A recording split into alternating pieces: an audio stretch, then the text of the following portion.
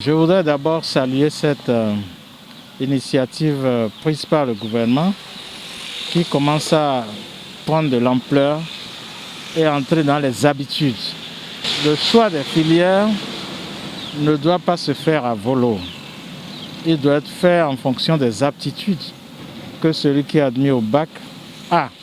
Parce que nous sommes aujourd'hui dans un système économique, dans des conditions sociales qui sont telles que si vous ne savez pas, vous allez aller à l'université, être nanti de grands diplômes, mais vous retrouvez après éleveur ou planteur parce que vous n'avez pas su à temps choisir vos aptitudes.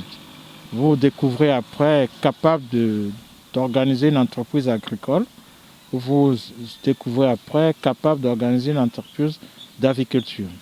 Alors, le nouveau choix permet quand même d'orienter les admis au bac vers des filières porteuses, vers des endroits, vers des études qui leur permettraient de se prendre en charge. Parce que là aussi, il y a un autre problème.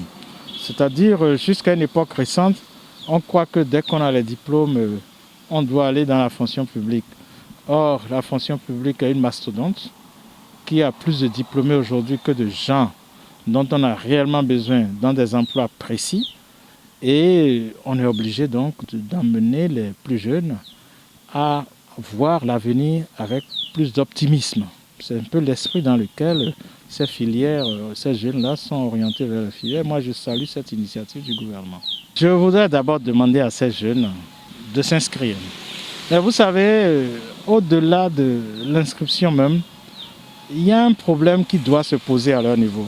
Nous utilisons tous nos téléphones portables, nous donnons l'impression de maîtriser l'outil informatique, mais ce n'est pas toujours vrai.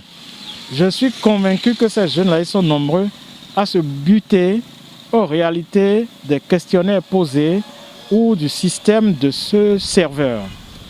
Et c'est ça qui fait qu'ils sont réticents. Mais je vais leur dire ceci. Et ces jeunes-là, je les vois dans les cyber pour Access Canada, pour l'auto-visa, pour les États-Unis, pour s'inscrire en ligne, pour Campus France. C'est le même principe.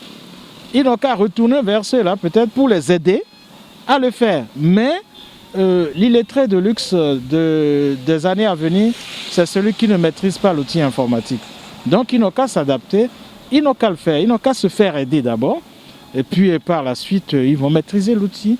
Et ça va aller. Je suis convaincu que c'est parce qu'ils sont nombreux à ne pas avoir la maîtrise de l'outil informatique.